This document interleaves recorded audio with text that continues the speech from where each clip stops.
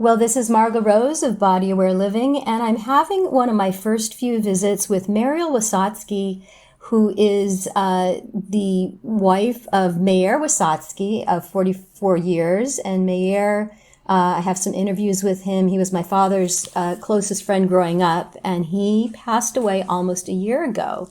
And so I'm still friends with and sort of chosen family with Meriel. We're building our new chapters as like the key person who we both knew is now not there. And we're building our now and next friendship as Meriel builds her now and next personhood. So Meriel got together with Mayer to have this incredible 44-year romance when she was 25. And so now she's 70 as a brand new sort of adult, discovering this new phase of life. And we've been connecting a little bit to help it feel more empowered, like she's making choices that she's having to deal with from a place of her own choice in it, and learning, well, what do I possibly want now and next? And so I just wanted to thank you for your time today, Meriel. Thank you. It is really difficult when you've had a relationship so involving and for so long. When the person dies, all of a sudden you are having to build a whole new life for yourself and figure out who you are now, because you're not the same person you were with your beloved. You're not the same person you were before. And now I'm suddenly 70, and I wasn't that before. I mean, when I was on my own before, I was 25, and it was, not only was I different, the whole world was different that long ago. So it's been very difficult. I mean, there's been things that have worked well and things that have been difficult. And Margo's been giving me some very good advice, some good coaching advice about some of it. One of the things is that I'm coming up on the anniversary of my husband's death. And then after that, the dreaded December, which I've been thinking of it as, because it's so loaded with holidays, memories, and both of our birthdays. And it was a special time for us where we did a lot of things together, and it was lots of fun, lots of pleasure, gifts. And last year was absolutely horrible. And Margo was giving me some great advice on what to do about that. And I was dreading it because I was basically being reactive. I was in the same state I was last year, which was react to whatever comes to me, whatever the events are, whatever the people are, whatever the situation is. And she was suggesting that instead of doing that, I should be proactive and I should plan some things in advance to deal with this difficult time and take charge of it instead of letting it just take charge of me and take me wherever it was going to take me, which was probably down. And I started thinking about what I could do. And I had already thought of one thing, which was spend one of the holidays with someone. But it really made me think, well, what could I do? What could I plan so that I had good things filling that time instead of just mourning the loss and feeling terrible because my life was not what it was. And that was empowering. And that's the main thing I've needed since my husband died, is feeling more empowered. Empowered. Yeah, exactly. Like, so some of what we did in the past 2 or 3 days, we've been sort of spending time over the past 2 or 3 days in your home and looking at this feeling of like empowerment. And we were looking at sort of the facts of the fact that you have October we have what I try to put names on things that are happening anyway, yeah, in order to like understand them and make sort of logic based choices about emotional topics that can be they can be overwhelming easily because there's a lot of emotion. So to add a little bit of logic. And so one of the things we looked at was that you have what I call a natural grief vortex happening, where October was the month that Meyer went downhill very, very quickly. And then you went through hospice. And this is the current, the recent October. So we're coming up on a first memorial of all this, where October was when he had a sudden turn. Then he went to hospice for a short period of time and passed away. And then, as you said, that so all of that is coming up. And then you mentioned how December, you have all these timepieces in December that are very, very important. And your birthday is New Year's Eve or New Year's Day? Mine's New Year's Eve. New Year's Eve and birthday. Mayer's was the day after Christmas. And then we had 8 days of Hanukkah. And we used to give a Hanukkah party. So it was full of activities. And we would celebrate every night of Hanukkah. We would do all this gift giving with back and forth. And it was very rich. And then this last year, there was nothing that replaced that. Yeah. So last December was just, you had all these important dates, October, November, December, plus it's getting darker and it's winter and it's colder and it's harder to get out. So we're looking, so that's what we've done the past 2 days is we've tried to say, well, okay, let's identify that you have, don't just be surprised. We know that the fourth quarter of the year, October, November, December, are going to be an important time. And how do you're also deciding whether or not you want to have a memorial. And if so, do you want to have it with friends, and how to make those choices from your own wellness and benefit to you as the deciding factor.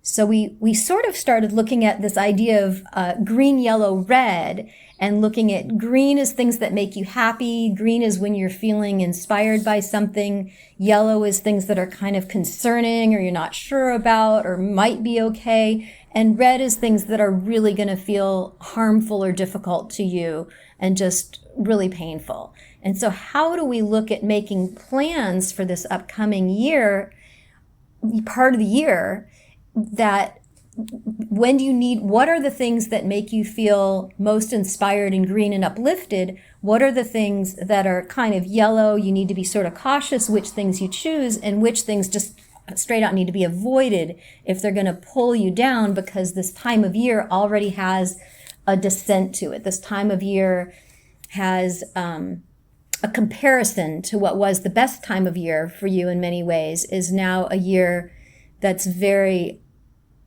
open, and you don't really know what new rituals aren't in place. The old rituals aren't available anymore. And so did you feel like you got a little bit more of a sense of what this whole green, yellow, red wellness choice, how to choose things based on your own wellness effect? It's a nice way to clarify it, because one already works in those directions. I mean, you draw away from things that are painful and you draw towards things that are pleasant. But to break it down like that is helpful, especially in planning, because normally you only react like that. Okay, if I were having a red day, I would be acting a certain way. If I was having a green day, I'd be acting a certain way. But looking forward and thinking, okay, this is a potentially red situation, or a potentially yellow situation, or a potentially green situation, then gives you the power of choice. It's, like I said, proactive, because instead of just reacting to how you feel at the moment, which is important, it's also helpful to plan things based on how you know you're going to be reacting. And it's a good way to codify that, make it into a clear way to plan the future, as opposed to just reacting now. How to add something tangible to very, very strong emotions. We were just talking about the difference between feeling like you have some power over some decisions and circumstances versus the expectation that we're going to have any control over. We can't always control what's going to happen next, but we can have power over what we choose next. And then we talked about the idea of, in this big open space of, like, especially right now, this example, you have this upcoming part of the year, to have a little bit of curiosity about the fact that you don't know. You have curiosity because you don't know what things are going to make you feel better than what what you had isn't happening, and you don't know what you want to do next. So the curiosity as a strong emotion that's easy to attain. Curiosity might be easier to obtain than, say, happiness. You might not expect to feel happy, but you can feel curious about the next thing that you have a lot of influence over is, I'm going to experiment. Well, I was going to say, when you were saying that curious implies that you have options, because when you're curious, that means you can go experiment. You can go try out things. What's going to make me feel green? What's going to make me feel happy? If I don't know, then if I'm curious, I can go and try things and see if they do. And if they do, incorporate them. And if they don't, not. But curiosity implies movement. Mm-hmm. Yeah. Yeah. And we part of this experimenting is because we don't know if the things that you used to do are still going to have to cheer you up. Like, a lot of your favorite things are things that you did when you were with a partner in the community that you had with your partner. So we don't know until we get curious and experiment, is doing some of these previously favored activities going to be satisfying, or is it going to make you maybe additionally sad? Or is it maybe going to really be triggering and bring on, this sort of a suffering of that you don't need more of right this second, So finding out, once you try something, if it's something that you used to love, experimenting with paying attention to your own body and the responses of your own body are going to tell you, am I actually enjoying this in the new form that's available to me or not? Did that paying attention to how it affects you while you're doing it seem like a kind of newish idea? Or, well, it didn't seem that new to me, but the idea of breaking it down into groups of behavior, the red, yellow, and green, that was helpful, because I'm used to listening to myself and seeing how I react to things. But to think of things in those terms was a helpful way of organizing. I mean, it's a great mental tool to organize how you think about things. And I can see it as a very useful tool, because part of when you're coming up on events like this, and in your life in general, involves other people. So when you apply that to how being with these other people make you feel, that's a great tool in making decisions about what you're going to do with them. Like if you know that some being around certain people is not a total positive, it's going to be something that puts you in an iffy situation. Well, that might be the deciding factor on whether you're going to get together with them over those crucial times, those crucial holiday times, for example. Or if you know somebody takes a lot out of you and is somebody that can really, unless you're really on top of it, depress the hell out of you, that might not be the person you want to spend time with. But using that, thinking of people, your relationships with those people in those categories, is a great decision-making tool. Yes. And I can really see the usefulness of that. And especially with like thinking of dates that are charged like that in the year, because what happened last year was people had all these expectations of me, expecting that things would be the same, or that I would go on and do what I did before. And I'm not the same person I was when I was with my husband. I'm not the same. I don't live the same life, and I couldn't be that. And there was all this pressure from the outside to live up to their expectations. And I can see that knowing that and thinking of people and my interactions with them in those terms would make it a lot easier to take charge of those situations. Yes. Because if I know somebody is like that with all these heavy expectations of me, and I'm not at my best and I'm vulnerable at that time, that's not the time to be with that person. Right. Because it's not going to come out well for me. It's not going to move me up into the green zone for sure. And it is running the risk of running me into the red zone, even if I'm yellow at the beginning of it. So I can see that as an extremely useful term a useful way of breaking those things down to make those decisions. some of these practical healing techniques that I've been inventing for the past 30 years, green, yellow, red is one of 30 practical healing techniques that I've been inventing. And to see, the point of it's to be of benefit and to see that way of thinking is beneficial. So it's like there's knowing yourself, and green is you at high function and enjoyment, yellow is medium function and enjoyment, and red is generally low function and enjoyment. And then you can also know that about yourself and what does it look like when you're in green zone, red zone, or yellow zone, but also knowing, like you're saying, the same idea and some of the same language can be applied to, like you're talking about your different friendships from before. So your friendships and can be, the green people are people that just sort of reliably, you feel like I can be with this person no matter what mood I'm in. This person is somebody uplifting. This person is somebody I would welcome a phone call or visit from pretty much no matter what's happening for me. If I'm doing well or suffering, this is a green zone person. Yellow zone people where, well, in circumstances, if I feel good enough and depending on, I might need to leave partway through if I notice my mood is dropping. And then there's red zone relationships sometimes that we have. Hopefully, as we get older, there's fewer and fewer of them. We've dropped those relationships or friendships. That's not always possible, but it's not even always advisable because some of these people are people you deeply care about. Yeah. So you want to be there for them in their need, and even though they're red people, but you can only do that for them if you are in a really high state. Yes. And you can't do that for them when you're vulnerable. It's like, I'm always bringing up the analogy of the airplane where you have to put on your mask before you put it on the person next to you. Yes. And it's like that. If you've been taking care of yourself and you're in a powerful position, you can be of great benefit to them. And that can be wonderful for them. It can even be wonderful for you because you feel like you've really helped someone you care about.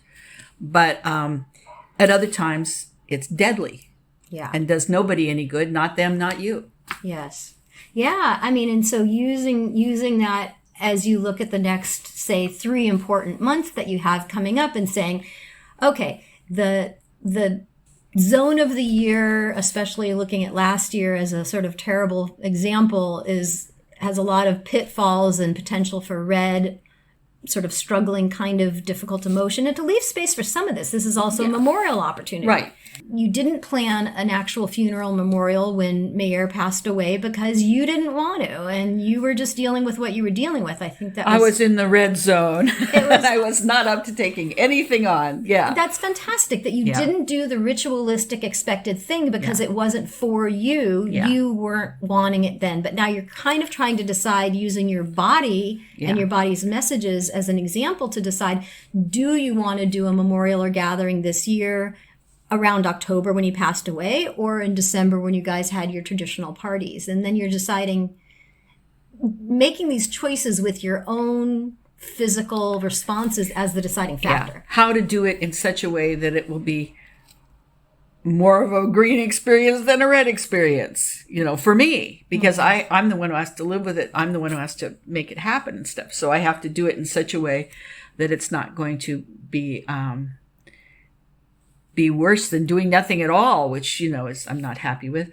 But yeah, I want to make the positive. And another thing it occurs to me is that if you don't have some system like this as a way to break down the information, then everything you have to start at the beginning. Like, instead of quickly looking at it, like, my relationships with people are either red, yellow, or green with certain people. Otherwise, you have to look at the person individually, take the whole relationship and think about it, and think about it as an individual thing to be mastered before you can make a decision. Mm-hmm. But when you have something like this as a way to codify it, then you immediately can put somebody in one of these categories, and you don't have to analyze the entire relationship and the whole situation. You've got a place to start from where a lot of the work's already been done for you, because you have realized that this person is in this category. Mm-hmm. So that to me is a real benefit. I mean, in planning. So if I know already this person's a yellow person, I don't have to stop and think, now, am I really up to dealing with this person? Let me think about. Now I think, okay, this person is a yellow person. So To I you, have to yeah. be, Mm-hmm. I have to be, in my relationship with them. Mm-hmm. So I have to be in a certain kind of state to get together with them. Yes. Am I in that state? That's a lot quicker Yes. than Yes, analyzing yes, the yes, whole yes. thing. Yes. So that's why you reach for these kinds of shortcut ways to put data out there in a way that you can use it. And this, I think it's a very helpful metaphor to put people in those categories in your dealings with them. I mean, that to me is what really excited me about your system. Was thinking, well, yeah, that makes it a lot easier. Yes, because when we have low energy, we can't waste energy feeling confused or overwhelmed. Right. And then too many things can come in, like the idea of who are they to me, not based on how long did I know them? Are they my birth family? Am I indebted to them to something they did nice to me a while ago? You know, there's a lot of like shoulds and need tos and expectations about different people in a relationship with, Right. whether they're birth family. But are they in need? Are they in need right now? Do I actually feel better or worse when I'm trying to help? You know, there's all these complicated things, and so the point about this is not that any of that matters. It's that all matters, but it's about in terms of decision making. I'm looking for a yes, a no, a maybe, a not right now. Yeah. Those are the four things my body's going to tell me.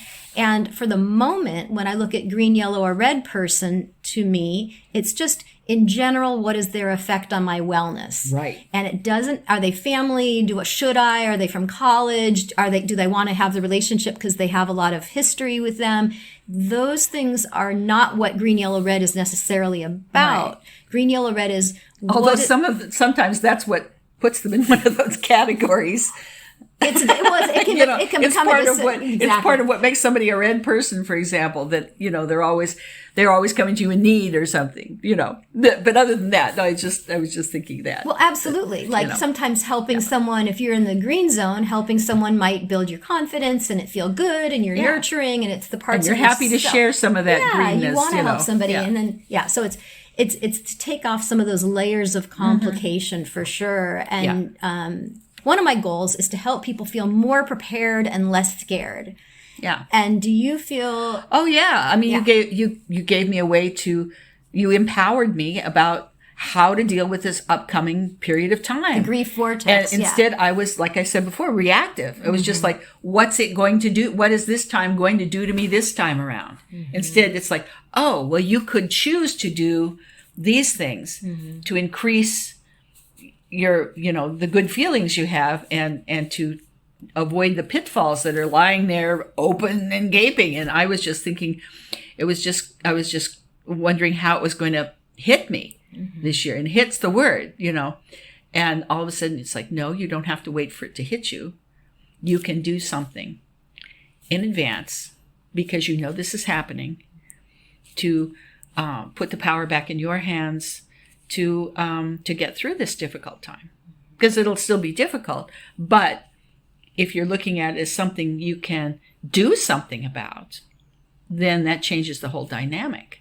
And that's the worst thing about having horrible things happen to you, whatever they are, is that they're happening to you. You're not choosing them. So how do you get that feeling back of being empowered to choose? And you're talking about a way to have that power back, the power of choice. And that's a very different way to look at the future when you're looking at it as, well, do I choose this or do I choose that or do I choose that? I don't know which one will work, but here's some things I can try, instead of just thinking, okay, what's the future going to be doing to me this year? You know, that's a totally different future. This is super exciting, and I'm surrounded by all your artwork as we talk. I'm in the same home. It's important for me to be here too. I'm in the same home where I did my other 2 interviews. I did an interview with Mayer about chosen family. I did an interview. What was our second one? Our second one, I have to go grab the name for, but it was all his philosophy about empowerment. And we talked about, we were actually scheduled to do a third interview. I was scheduled to do a third interview with Mayer on the day when he took his sudden turn for the worst, I was coming here to interview him on the rest of this project I know he was working on about empowering ways to age with enjoyment. Mm-hmm. And, this is part of my grief journey and my healing journey is to be in this home. And my trauma from last year, I was in my car coming here to meet him. And I was like trying to call and confirm that was still going to work for him. And, and not hearing back from him as I normally would have. And it's one of those times when you start thinking, well, sometimes the worst does happen. And in this case, it had. He'd lost a lot of function in a short period of time, and you were busy dealing with that and couldn't reach me. So when I came here, the first day I was here, I just had my head just lying on the table and I had no energy. And you let me sort of go into the guest room and spend a lot of time by myself and under the covers. And I was like, God, why am I so exhausted? And it's like, Margo, for, Jesus, you've been working on this grief stuff. Like, this is my grief experience. Yeah. He's the man I've known. I've known both you guys. I mean, I've known him my whole life, and I've known you most of my life. Yeah. And you were just a little thing in school back then when I met you. Yeah. And I remember when he met you, you know, I mean, I remember that he just became way, way, way happier as soon as he had like this. I mean, you guys knew from like the first few times you met. He knew immediately. It took me 10 days. 10 days. And after 10 days, I called him up and said, okay, you're right. And so. You're right what? You're right. You're right. I'm yours, Because he said the next day, it's like, you're mine. I go, yeah, sure. And after 10 days, I said, you're right. This is love. And so we moved in. We moved in within not even a month. And we got married 3 months after the day we met. Oh, wow. And we're happily married it was like 44 and a half years. And people were still commenting on how we were together. Yeah, no, you guys were magical. Yeah. You guys were really magical. And this is the other side of that mountain, right?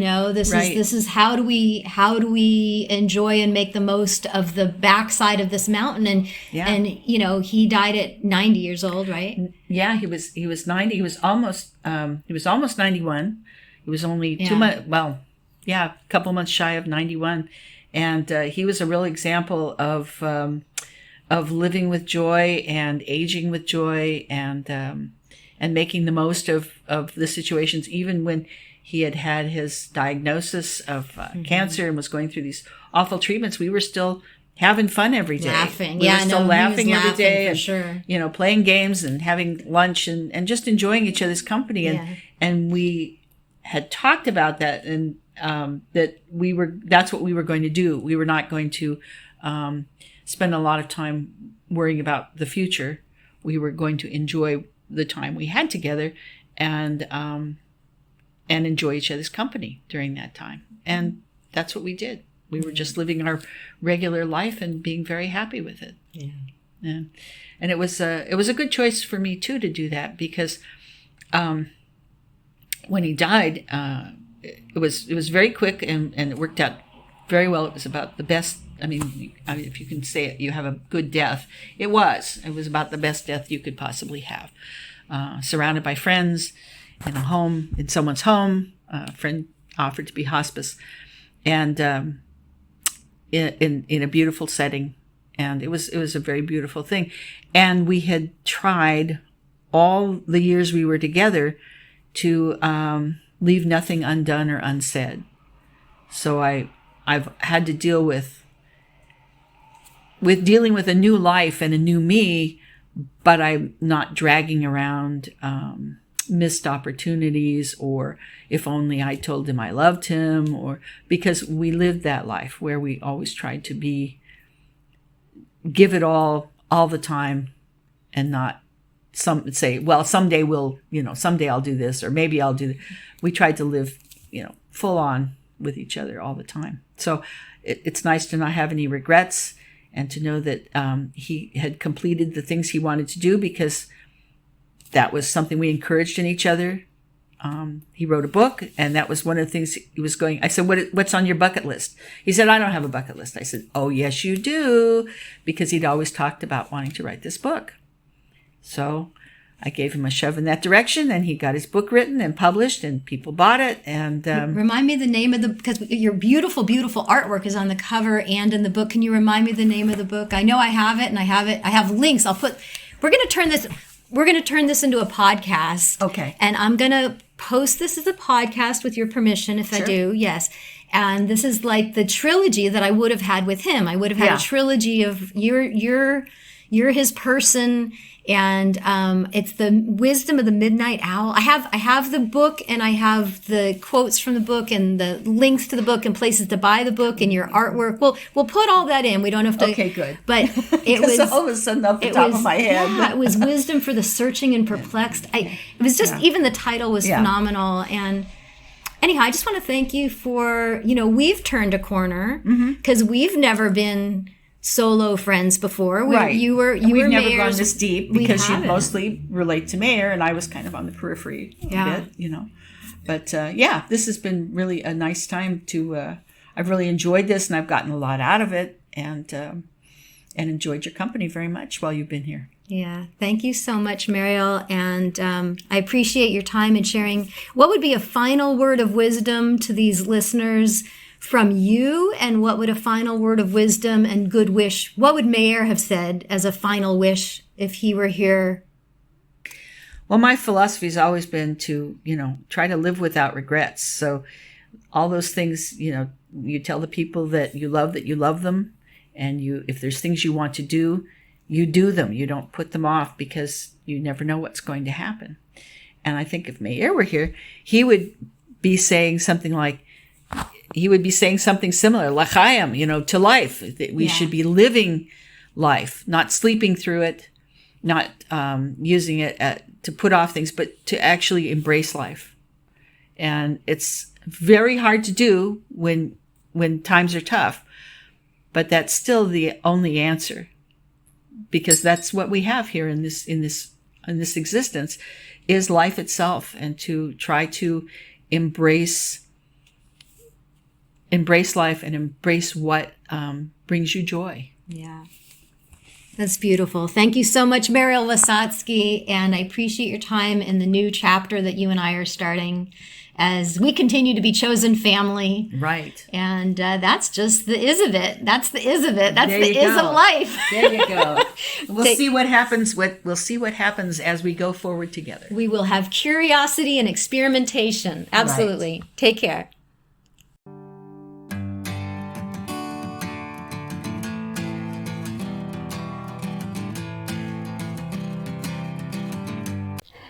Thank you for listening to part 1 of the interview with Meriel Wisotsky. Stay put. I have some bonus interview. I came back about 2 months after the first interview and discussed with Meriel how she was using green, yellow, red in some ways she is super excited about, including she did go ahead and plan a memorial for Mayor. And here's a bonus interview, Meriel describing how all that's been for her so far. I hope you like it. Take care. I'm back visiting with Meriel Wisotsky, and it was really lovely to get to play our interview, and she just heard herself and heard her own wisdom on our podcast together, what turned into a podcast. It was just hanging out talking at the table, and it turned into a podcast, and you got to hear yourself, and just was curious what you think about your own interview. Well, I was really pleased and a bit surprised. You don't usually think of yourself as sounding the way you do, and yet I like this. It wasn't that shock of, that's me. No, I was very pleased, and I was pleased with the way it went. I was pleased with the tape. We talked a little bit about a couple of things. I like the way the quotes come up on the screen, and the art, my art showing through it was lovely. I was very surprised to find out that I was as articulate as I was. You never know until you hear yourself back how many ums and ers and those sort of things have crept in, and I was pleased that there weren't too many of those. And I was thinking that I usually don't remember what I say. I don't remember what advice I give people, because I'm pretty much in the moment when I'm talking, and people have quoted back to me things I've said, and I've been surprise. I said that? Wow, that actually sounds pretty good. Who knew? And I had a lot of that in this. I thought, boy, that was very articulate. That was well said. Gee, yes, that's good advice to myself to do what I said. I should remember that, that kind of thing, which was very fun. And it's interesting to hear me talk about Mayer the way I did, because that's still how I feel. It's been an awful year, and I've had to deal with an awful lot of things in the practical realm. There's a lot of things about the way we divided labor that are now all my responsibility. So I've had to learn all kinds of how to do things, and had to tackle things I normally wouldn't have to tackle with. But also, I've had a lot of physical things go on. So there's been all that. But I still feel exactly the way I did when I was talking to you about Mayer and that relationship. It really was something unusual, something special. And we really did have a good time all the time. Dark times and light times. And right up until the end, we still enjoyed each other. And I certainly miss that, but in a way that's not gone. Because that relationship was something special that I have forever. Things that are transformative memories stay with you because they become incorporated into your personality and into your experience. And it's not just, oh yes, I remember when we did, but the fact that that whole thing becomes almost physically part of you. And it's still there for you to access. And knowing that that's still such a major part of who I am, all those years we had together and all the enjoyment we had together, is really a major thing that sustains me now. And it gives meaning to the problems I have now, because it's like, if this is the price of that wonderful relationship that now I have to kind of pick up the fallen pieces, it's worth it. It's a small price to pay. It's like having a beautiful tree, and then in the fall it loses its leaves. You have to clean up the leaves so that they don't, clutter the ground or something like that, and get rid of them. That's part of the process of having the tree, and the joy of the tree when it's budding and when the fruit comes out on the tree. It's all part of the process. And I still have the tree. Mm-hmm. And I still have that relationship with Mayer. Even though he's not here, the relationship is part of me. It's wonderful sharing this process with you, Meriel. And we've already said that we might want to we're sort of in the middle of the grief vortex that we talked about, yeah. And you've made some amazing choices. You were really using green, yellow, red. And yeah. Maybe we follow up with the whole, maybe at the after that we have how the whole through the end of the year goes for you, and maybe we do a follow-up podcast about what the whole next year after the first year without him starts to look like and feel like. Right, that would be fine. So far, the being proactive about it has worked really well. For the anniversary of my husband's death, a friend was asking me what I was planning to do about it, and she said what she wanted to help, and what did I want to do on that. I said what I don't want to do is sit home and just feel bad. So she and her husband spent the day with me. We went out. We had brunch. We went to the movies. We hung out at their house. Then we went and had dinner. It was a full day, and it was a day of new experiences with people I don't usually hang out with. It was a totally different day, and it was great. It was wonderful. It was a whole difficult time period, but that one day where I knew I would just be picking at it because the days leading up to it, I was aware of exactly where I was a year before. This was the day he went in the hospital. This was the day this happened. This was the day that happened. I didn't want to spend that day doing that too. And having that to look forward to helped me get through those days before. Because even though I knew I was doing that, I knew that on the actual day, I had plans that were going to involve me in something that I wanted, something positive. And when it came time to plan the memorial, I thought a lot about how to do it in such a way as to activate all the positive aspects and not the negative aspects. Because I knew people, there would be family coming to town, there would be all these people around, and I didn't have the same relationship with all of them, and a lot would be on my shoulders. And what I did was I made it so that a lot of the things were not on my shoulders, or that I did them way in advance. A lot of the preparation was done with friends way in advance, where I had to do various house preparation things. And then the food was not something I had to do. I coordinated a little bit, but I wasn't doing it. And I had set up the things I wanted to do, which was I made an ofrenda, like for Day of the Dead, because the time was right. And that was something I was able to put my creativity into. Is it still set up? No, it's gone. Oh, it's gone. All right, but you do have all these pictures, yeah. All right, I do want to show, and then we're gonna yeah, I did look at this photo when you guys first met. Oh my God! Well, it's not when we first met, actually. That was about, what was that? It was about 10 years down the road. Wow. Yeah, I had that as the centerpiece. But that was a creative project. So that what I did to prepare for it, other than some practical house things, was I made this ofrenda. A girlfriend and I got together and we made felt marigolds for the ofrenda.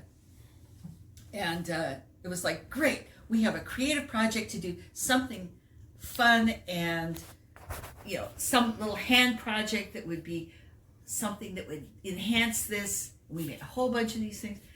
And it gave me something that was uplifting to work on, something that accessed the main part of me that I can always rely on to give myself joy, which is making things, which is being creative, doing art. That's something that's always a positive experience. And that was the main thing I focused on. And then a friend came over and we decorated the place. And we did this all well in advance so that I wasn't tired when I was dealing with all of family dynamics and all that. I was all caught up on everything. And everything was in place for when people came and helped me do the last little bits. And and even the ceremony itself, I had thought out how to do it and the parts I wanted in it, and it was about getting people to do things. It wasn't about me being the center or having to say a lot. I said a little introduction. I organized the one thing I wanted to do, and then I handed it over to other people and encouraged them to do their part, and had warned them in advance so that they were ready to do their part. And it worked out really well. It was so satisfying for me because people did what I was hoping they would do. What I wanted was like the best funerals I went to, the best funerals I've been to, people get up and talk. And what they do is they bring all those other aspects of someone's life into the room. None of us know every aspect of another person. But if enough people talk, then we know, oh, here's what the family sees. Here's what the best friend sees. Here's what the people they work with see. And all of a sudden you get all these aspects to somebody that you never knew about. And that's what happened, was enough people talked from enough aspects of Mayer's life that people started to see all these parts of him that they didn't know. So they got to meet a new part of Mayer. Even though he wasn't here, they got to meet a part of Mayer they'd never met before. And there were parts that even I didn't know. Not many, but there were some.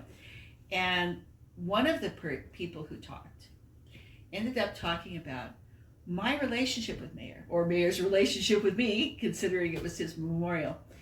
And she had known us for almost as long as we've been married. She'd known us over 40 years. And the things she said showed that she saw us, really saw us, and understood our relationship, and had known us over time and seen the continuity of that relationship. And she brought that into the room, so that people who hadn't really seen what our relationship was like, all of a sudden were given that too. So everybody left with a fuller picture of this person they knew. And that was really the main thing I wanted to get out of this. I wanted people to take that away. And I also arranged for everyone to take a little souvenir. Mayer collected otters, because otters were his totem animal, because he had seen a movie years ago before he met me, and he had seen the otters sliding down the slides that they'd made in the snow, and then he saw this one otter swimming in a river, and there was a duck on the river, and it dove under the duck, grabbed the duck's feet, pulled it down, and then let it go to pop back up. And he said, "That's me. That's me. I like that playfulness. That's my soul." So he had a whole collection of otter things, and I got them all together. And everyone who came, I said, "No, okay, now you have to go and you have to take one of these things home with you." And they all took something home. And the idea was that now, when they run across that in their homes, whether it's a cup or a pin or a statue or whatever it is, they'll look and go, "Mayer." And I've had people do that for me in the past. And I have bits of things from people who are now gone. And when I see them, I go, "There's Janet. You know, there's my mom." Yeah. And it gives me this wonderful little feeling. And they live on that way. It's part of that idea that as long as people remember you, you're still alive. Well, this is one way to make sure they still remember you. Have a little something, and you look there and you go, "Oh yeah, Mayer." So those were the two things I wanted to accomplish. People have a fuller picture of him, and to take home a little something to remind them of him. And I was very happy that that's exactly what happened. And we got a beautiful day for it. We had beautiful food, thanks especially to my daughter-in-law. And everyone seemed to come away with this with a wonderful, good feeling. What more could you ask? That's the Green Zone. You bet. Green Zone Memorial that we were trying to figure out, how do you make it something that you get joy and benefit from? Yes, yeah. And I think it was because I managed to try to set it up so that it would be as little stressful as possible.